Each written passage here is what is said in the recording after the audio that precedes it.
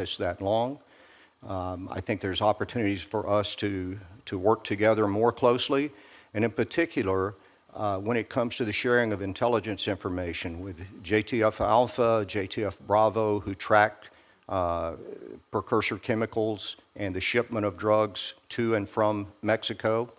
And I think if we can work to further that relationship and ensure that we are shoulder to shoulder with our partners in Mexico, I think they will rise to the occasion. I've seen more recognition out of them recently than ever, and the realization that the drug problem comes with violence, and that the violence in Mexico has been horrible. It led to the death of many politicians. It is truly the definition of terrorism because of the horrific deeds that are conducted against the communities. And I think there's a lot of Mexican people that are not, they're not corrupted by the money, they're coerced by the fear of what will happen to their family if they don't look the other way or provide support in some way to the cartels. So I think there's a great opportunity there to work with them on providing security for those that are doing the right thing. Good, thank you. And a piece of that problem, as we talked about, and a broader problem is China using its mercantilist policies, but also its trade with fentanyl prefactors coming into Mexico, and also circumventing some of our trade agreements by manufacturing in Mexico and exporting into the United States. Would you care to comment on what role you would hope to play in influencing Mexico and its relationship with China? Yes, sir, thank you for that. I'm also encouraged by what President Sheinbaum has said about prioritizing relationships. I think what I'm seeing in Mexico and even in other locations in Latin America, people are beginning to realize that China does not have their interest in mind in these trade relationships. One thing that I've used effectively, and I think it would also be effective in Mexico, is to look at where China is geographically located and where Latin America is. And there's nothing that they're finding in Latin America that they couldn't find in Asia or even on the African continent. The only reason for being in Latin America is because it's an irritant to the free nations in the Western Hemisphere. Yep. And I think they're beginning to realize that, and I think there's opportunities if we just continue to highlight that and talk to the governments. I mean, if a democracy fails in the Western Hemisphere, China celebrates. If a democracy becomes safer, more secure, stronger, with opportunities for its own people, we become stronger here in the United States, as do they. So that's, thank you. That's my idea. Good. And speaking of stronger, safer democracies, Ambassador Glass, on Japan, as you know, Japan has recently made significant decisions to invest further in defense to combat China's expansionist policy, as well as North Korea. How do you expect the United States to deepen its defense ties with Japan in a way that would meet our goals, President Trump's goals of peace through strength? Senator, thank you very much for the question, and that clearly is probably the greatest priority I have as I go over there, if confirmed. If confirmed, one of the functions that we're working with the Japanese right now that we can certainly improve upon and focus is the multilateral relationships that they have with other countries, specifically Korea and the Philippines. And then to show the importance of what that means to the Trump administration is working within the Quad. That was a relationship that was brought together by Secretary Rubio for the first meeting with foreign leaders that he had just a few weeks ago. And so that's India, Australia, Japan, and the United States. So we can work to further those relationships to push back against China. We certainly, on the military side, Japan is increasing their military spend. They've now come out and announced that they'll reach 2% by 2027, and the Prime Minister even said that they can exceed that if the situation deems necessary. Thank you. Very good. Thank you. Thank you, Senator. Senator Ricketts. Thank you, Mr. Chairman. For more than 80 years, the U.S.-Japan alliance has acted as a cornerstone of peace, security, and prosperity in the Indo-Pacific. With Communist China, Russia, the Korean Peninsula, Taiwan Strait, all within 200 miles of the Japanese soil, our forward deployed presence in Japan is fundamental to deter aggression in the region. This is especially pertinent given Beijing's dramatic military buildup and increasingly provocative actions. Gray zone activity tactics, saber rattling, all to force our allies and partners to bend to their will. Additionally, the alliance forms the foundation of vital multilateral cooperation from the Quad to trilaterals to South Korea, Australia, the Philippines. I was pleased to see President Trump and Prime Minister Shiba commit to pursue a new golden age of U.S.-Japan relations when they met in February. Not only did the President reaffirm our unwavering commitment to defense of Japan, but importantly, Japan committed to fundamentally reinforce its own capabilities, as Mr. Glass just mentioned. Mr. Glass, in order to strengthen mutual deterrence and response capabilities, it's critical that we work to turn the U.S.-Japan alliance into a truly interoperable military alliance. However, this will require Japan to go beyond the previous defense spending commitments, which you already mentioned they are. If confirmed, could you build upon some of the things you just talked about on how we can enhance that defense and security cooperation and what you, as our ambassador, can do to facilitate that?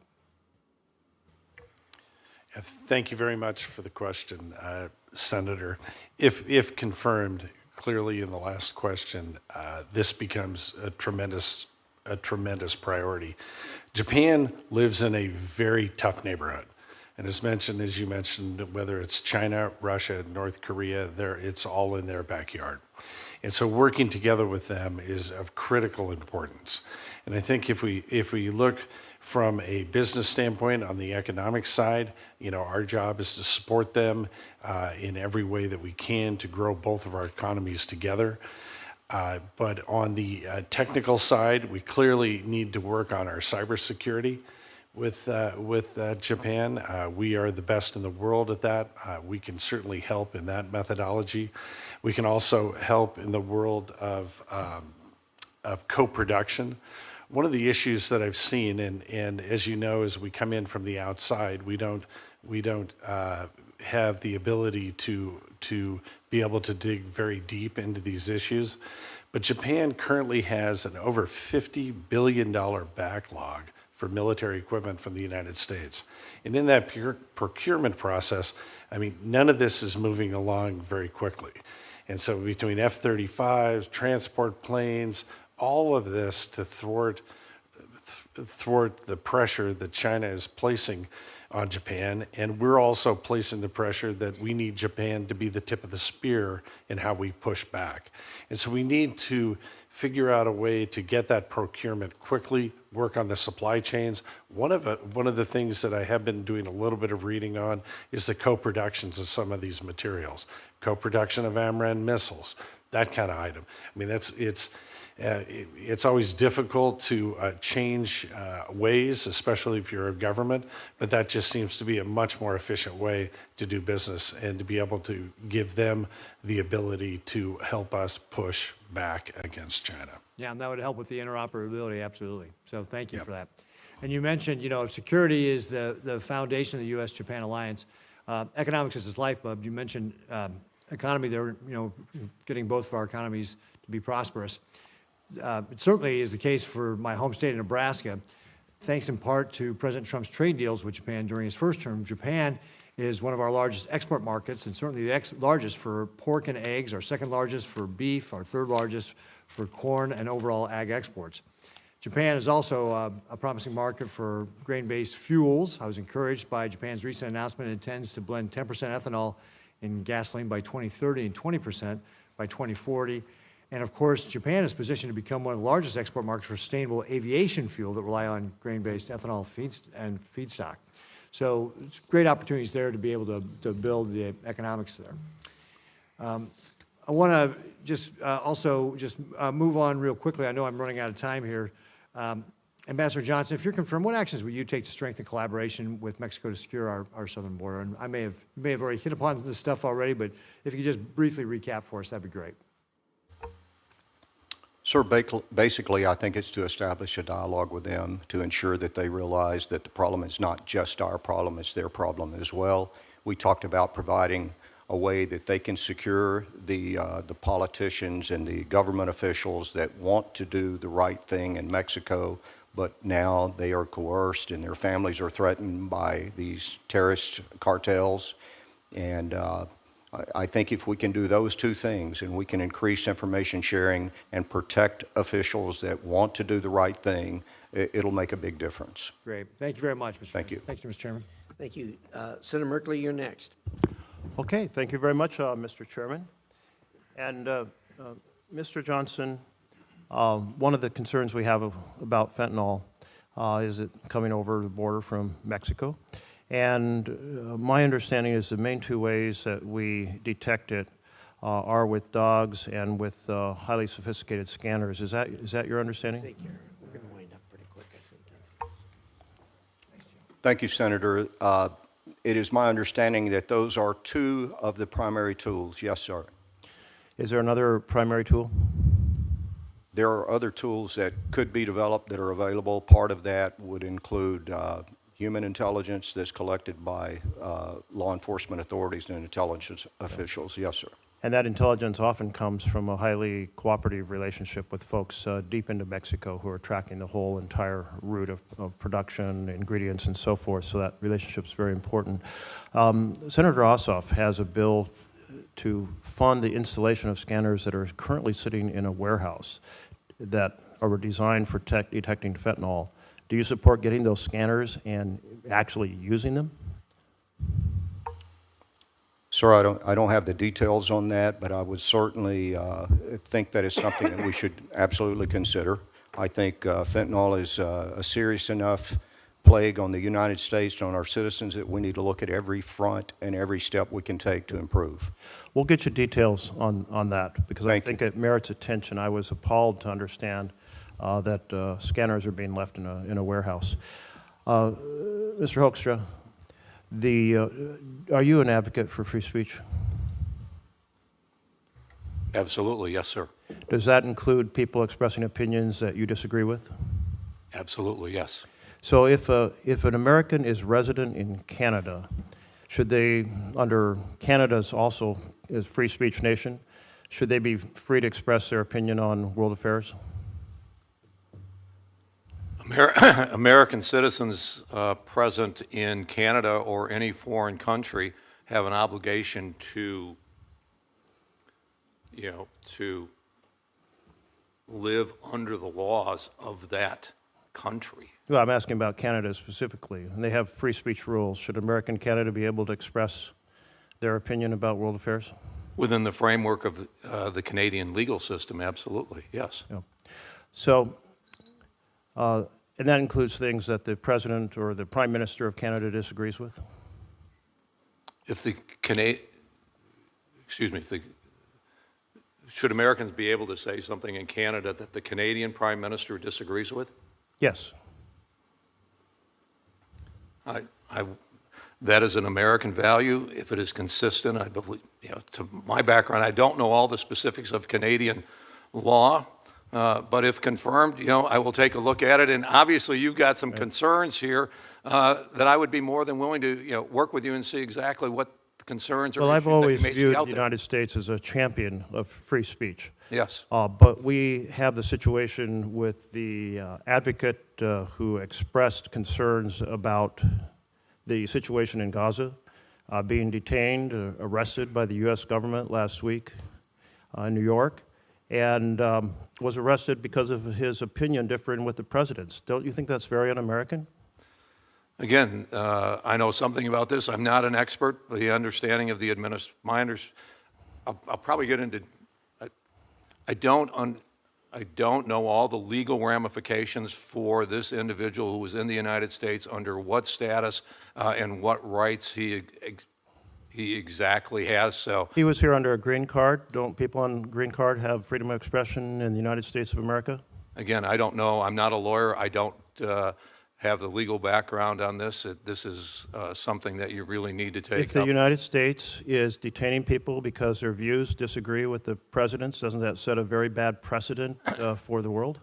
I think you have to take a look at exactly what status they have in the United States and what freedoms under U.S. law those individuals have. That is, So if somebody is in the U.S. and they express an opinion that the President of the United States doesn't like, they should be free to express that. if their status, depending on, this will all, it's a hypothetical question in terms of what they've It's said. not that and hypothetical. what- We just and have a case of somebody under a green card being arrested for their opinion on a war in Gaza. I don't. Myself, I support free speech. I support people being able to say lots of things the president disagrees with. Don't you? I agree.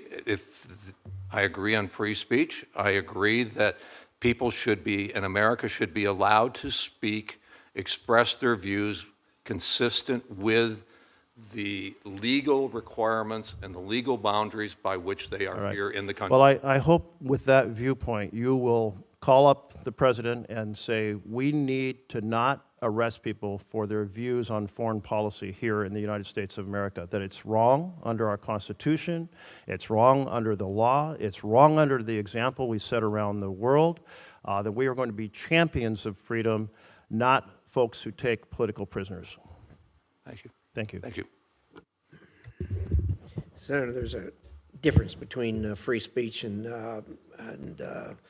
giving aid and support to people who... Mr. Chairman, do you have any evidence that this individual gave aid and support? Because there's been no evidence provided by the administration. So I do not would think we should disagree with accuse that. somebody who opposed the war or opposed circumstances unless you have evidence for that. Appreciate your views. Senator Rosen. Thank you. Thank you, Chair Risch, Ranking Member Shaheen, for holding this hearing today. Thank you to the witnesses for your previous service and again for being here.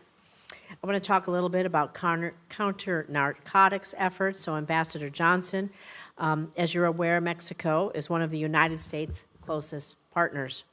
We share a 2,000-mile border that contains 47 active land ports of entry. I proudly represent a state with a large Latino population, many with having family ties to Mexico. I've also helped advance legislation to stop the flow of deadly drugs across the southern border by cracking down on transnational criminals, but I know that we cannot combat this crisis alone. We have to work closely with our partners like Mexico to address the flow of illicit drugs coming into our country.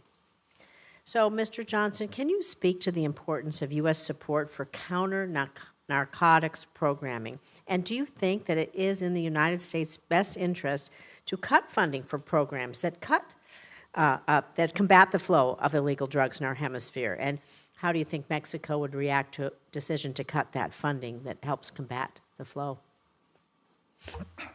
Thank you for the question, Senator, and thank you for your efforts, which I am sure have saved American lives. So. It's something that the flow of illegal drugs is something that we can't immediately turn off completely. I think it's a continuing process. It's improvements that have to be made as quickly as we can. We absolutely are more effective if we work with partners, and not just Mexican partners, but partners throughout the region. And that's why I think organizations like JTF Bravo and JTF Alpha play such an important role, because that includes a presence from a lot of the countries in the region, and we can share that information.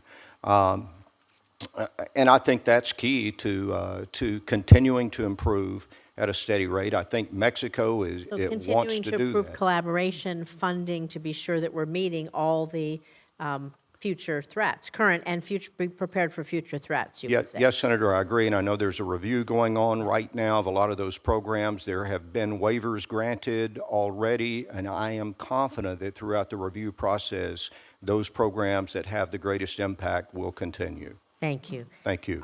I want to move on to you, Ambassador Hoekstra, the Five Eyes Alliance, of which Canada is a member. It's one of the most successful intelligence sharing alliances in the world. It's been key to U.S. military responses, including in Syria, Iraq, Afghanistan, and yet the Trump administration has taken actions that have caused our allies to reconsider what information can be shared with the United States. So, Ambassador, the Five Eyes Alliance is based on a high level of mutual trust. That's how all relationships, the foundation, right?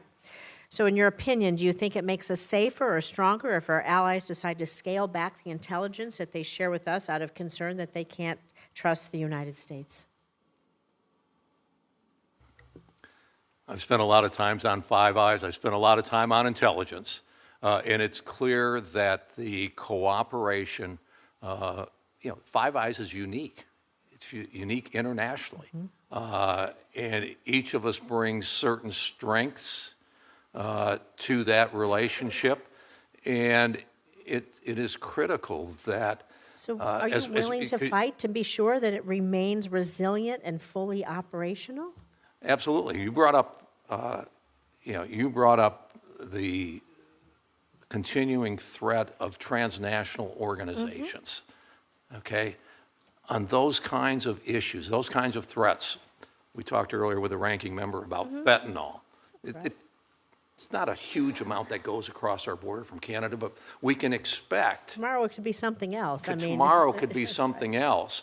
And closer, because I think what we're looking at is these relationships and taking the relationship of Five Eyes and applying it to law enforcement and those types of things, building our relationship will enable us potentially to get a better handle of fentanyl and drugs coming across the border, whether it is from Mexico, whether it's from Canada, or somewhere else. So I think we're in agreement that our strength and safety and security around the world is based on levels of trust, our partnership, collaboration, and cooperation with our allies to fight against those who wish to harm us. If confirmed, I will do everything that I can to strengthen that relationship on Five Eyes, law enforcement, cooperation, trade. Those are all opportunities to make Canada and America safer, secure, and more prosperous. Closer cooperation. Thank you. Thank you, Mr. Chair. Thank you, Mr. Chairman. Thank all of you for your testimony. Mr. Glass, let me start with you. One of the things the previous administration focused on was trying to strengthen the relationship between South Korea and Japan, two very important partners. Simple question. Do you agree that that was a worthwhile endeavor, and will you work to build on it? Not only worthwhile, but essential. And absolutely, we were talking earlier a little bit about the priorities of the multilateral relationships that Japan has with other countries in the region, and it's critical that we continue to build on that. I think you recognize that when our colleagues from partner countries like Japan and South Korea have come to the United States over the last couple of years, they weigh in on the importance of the U.S. supporting the Ukrainian people in their fight against Putin's aggression, because they recognize that our commitment to Ukraine can have implications for all of them. As many of us say, President Xi keeps one eye on Ukraine while he keeps one eye on Taiwan. Do you agree that if there's a perception among our allies that we're throwing the Ukrainian people under the bus, that damages our relationship with Japan? The Japanese have supported the Ukrainians not only with economic support, material support, and conscious support. But at this point in time, the question that apparently is very simple is very delicate. We have a president that's got both sides of the Ukrainian and Russian conflict sitting at a table across from each other. And at this point in time, I think the delicacy of what he is working as our negotiator in chief is something that I don't want to make any comment that might possibly disrupt that process. My time's limited. I will just say, at the most recent G7 meeting, and as you're well aware, Japan's a part of the G7, right? Correct. At the most recent G7 meeting, our allies all supported continuing to keep the language from previous G7 resolutions, which named Russia and Putin as the aggressor. Did they not? They did. They did. And it was the United States that said we should remove that, wasn't it? It was. Yeah. In my view, that sends a terrible signal,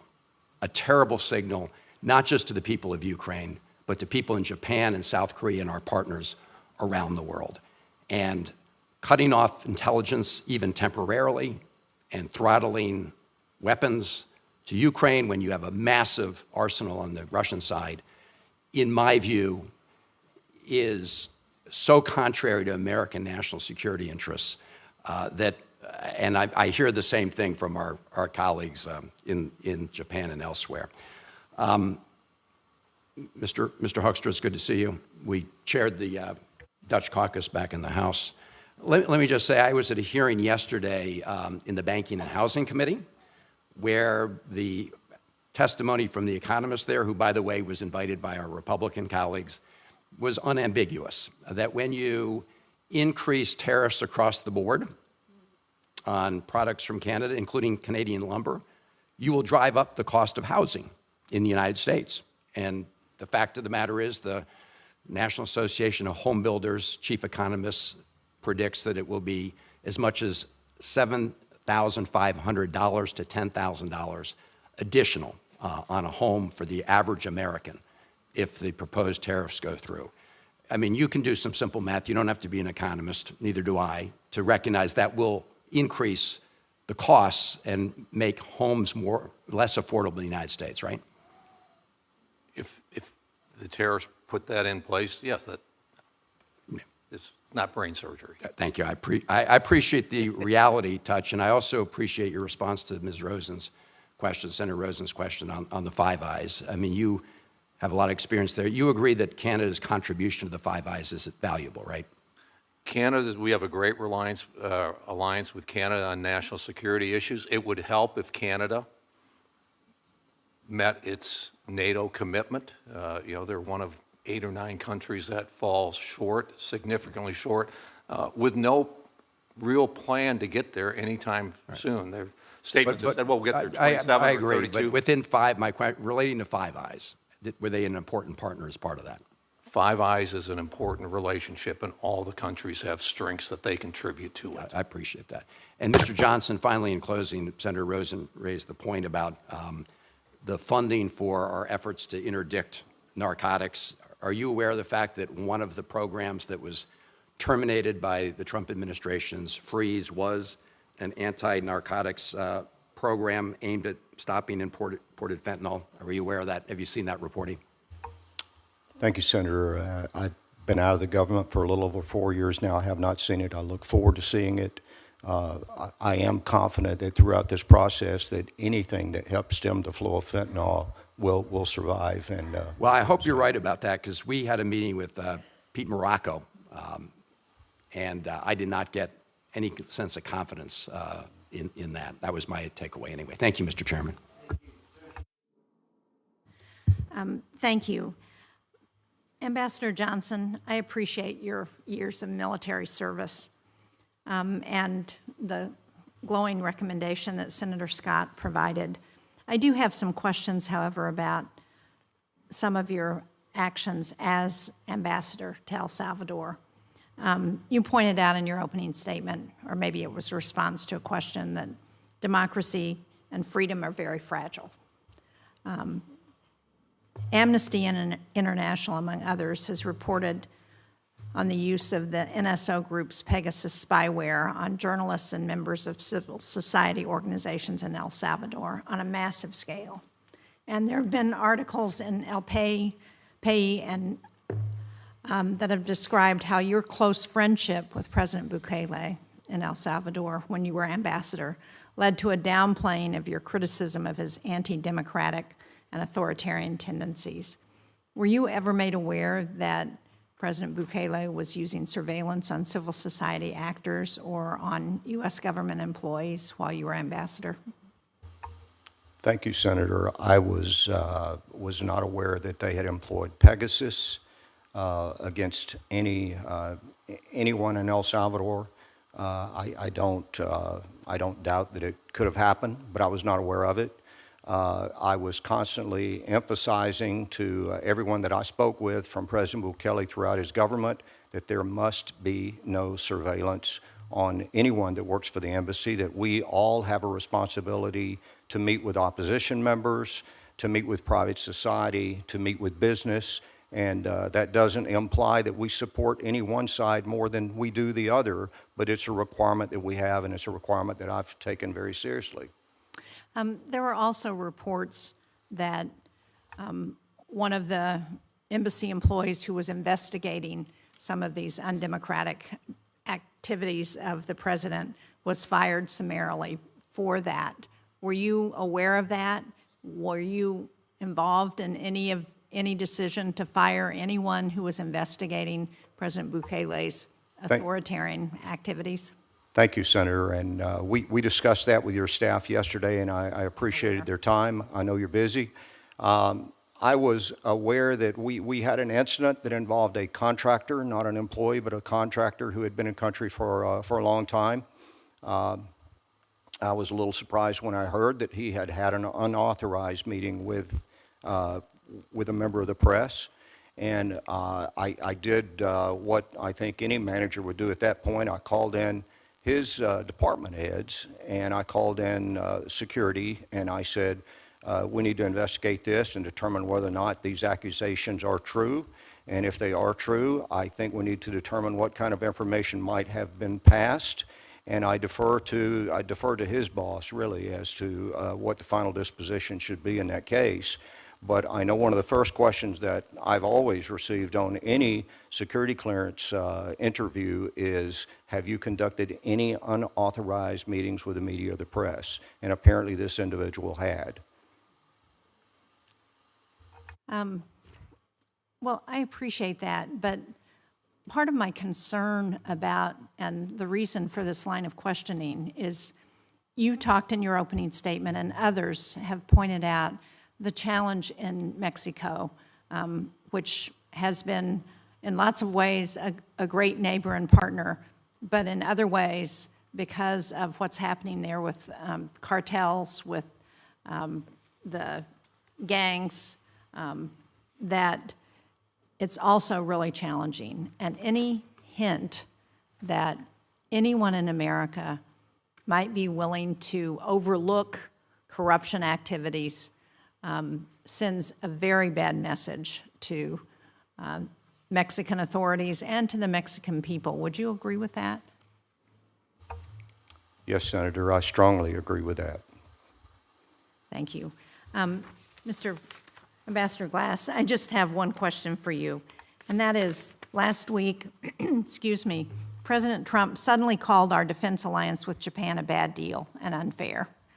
You pointed out in one of your statements that we've actually been at the apex of the relationship between the United States and Japan. So can you explain to me why the president would be calling out that relationship and suggesting that our agreement with Japan is a bad deal and unfair?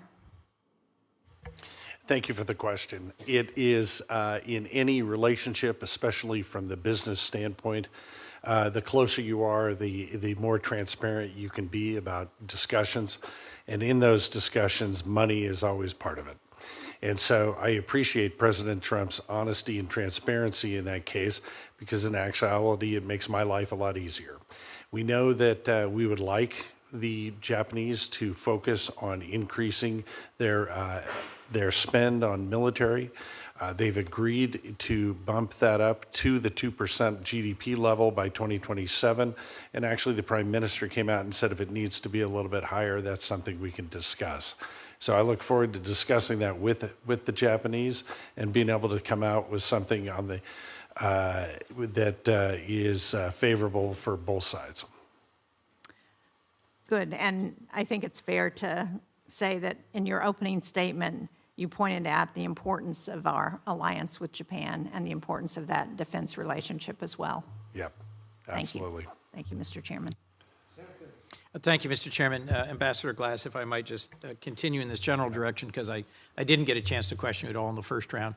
And thank you for your willingness to continue serving and representing our nation. I think you served well as ambassador to Portugal. My thanks to Mary and the rest of your family for your willingness to step back into the fray.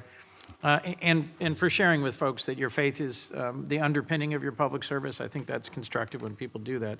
I agree with you that the U.S.-Japan relationship at the end of the last administration was in a very strong and good place, and that the progress that was made in pulling together Korea, Japan, and the United States was a significant step forward. I am concerned about the future direction of that trilateral relationship because of unfortunate recent developments in Korea. Just help me understand what you might do as ambassador to help strengthen or sustain that work. Senator Haggerty and I and a bipartisan group went out to both Japan and Korea last August to try and reinforce and give some lift to it. But since then, there's been some dramatic intervening events in both Japan and Korea. Right. Senator, thank you for the question, and thank you for your interest in the region. It's very important. If confirmed, I think we all have to be patient to see what happens with South Korea. That's currently in effectively a state of turmoil, and we'll have to see what comes out of that. But no doubt, it's a step backwards in trying to build that relationship between not only the bilateral relationship between the Japanese and the Koreans, but with the trilateral that we have working. I think in most of these cases, and what I've seen in that, and once again, coming from the outside, we don't have as much information as maybe we will in a few weeks if confirmed, but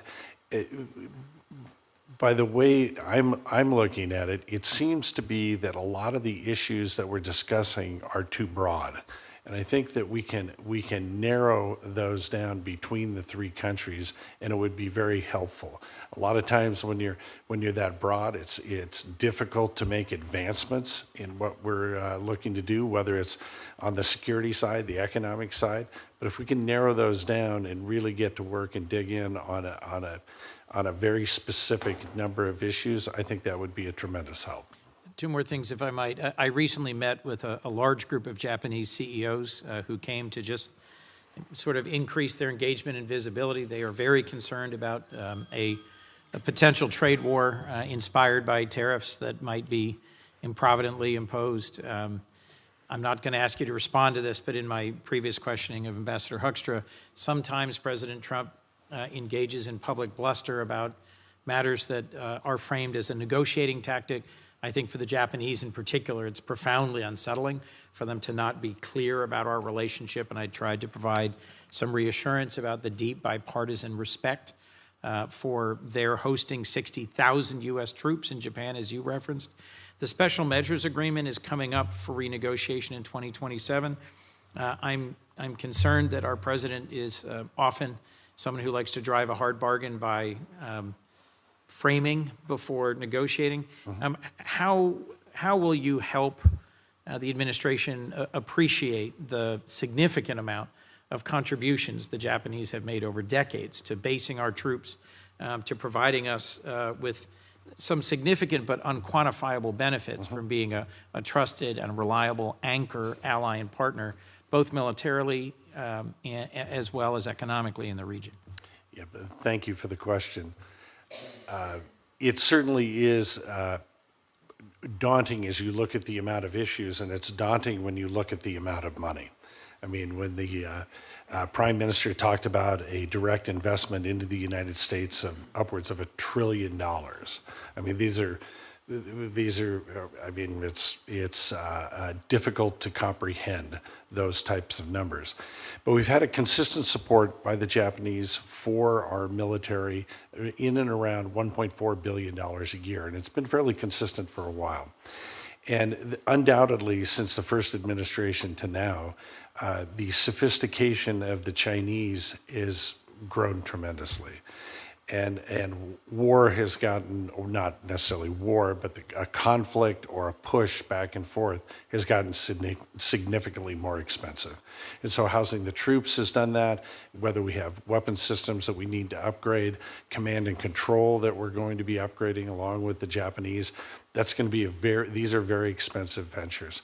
And so undoubtedly, I do believe we're going to have to go to the Japanese and talk about an increase in that support.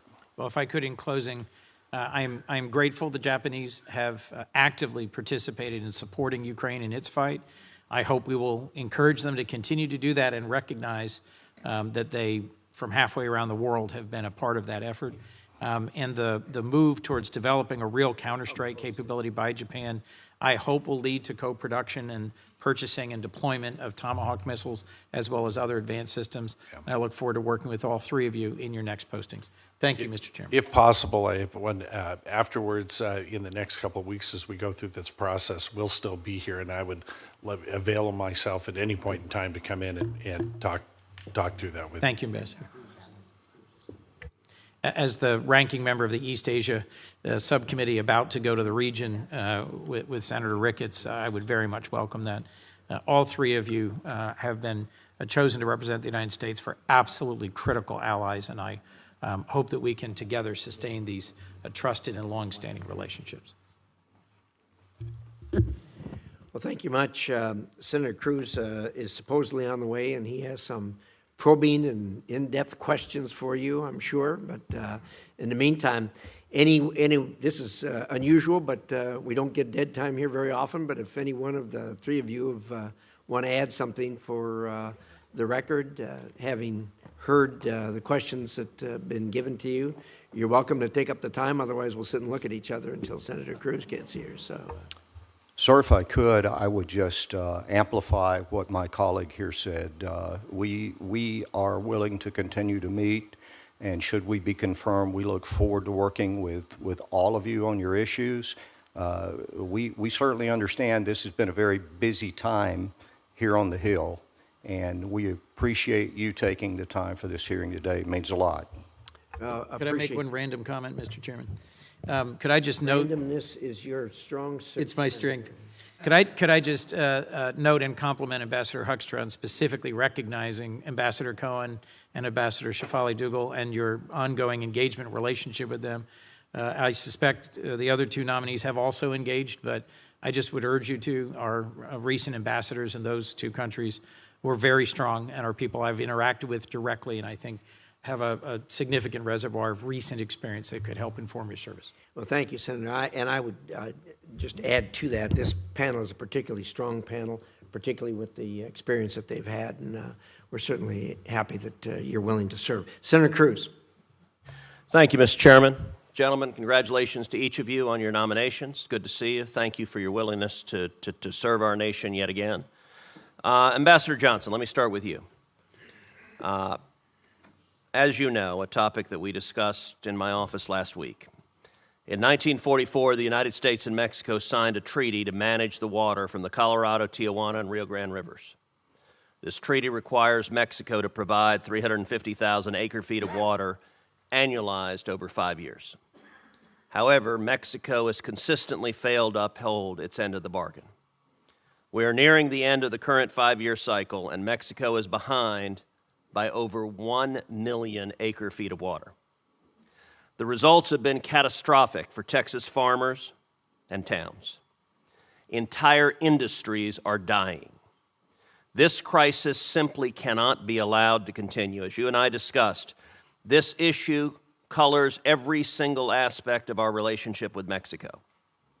Last year, I introduced language to impose real cost on Mexico for these failures. I intend to advance that language again this year.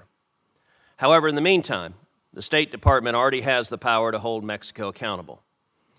I'd like to work immediately and closely with you to address this issue. As you know, I also discussed this issue with Secretary Rubio, including in this committee.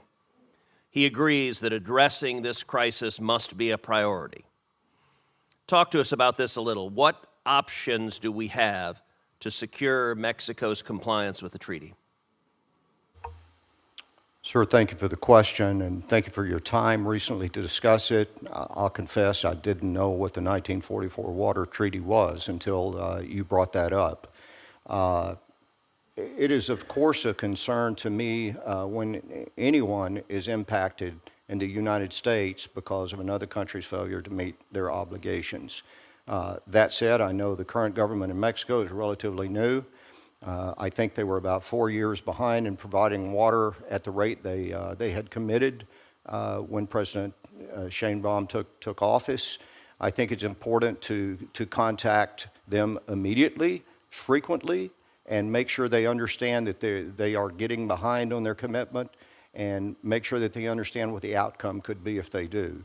I know when we discussed it, you were very adamant that you've been a big supporter of Mexico, but it could go the other way if they fail to meet their obligations. And I will deliver that message, and I will deliver it consistently, as will the other officers that represent the U.S. government in Mexico. I look forward to working with you on the issue, and I think we can make progress.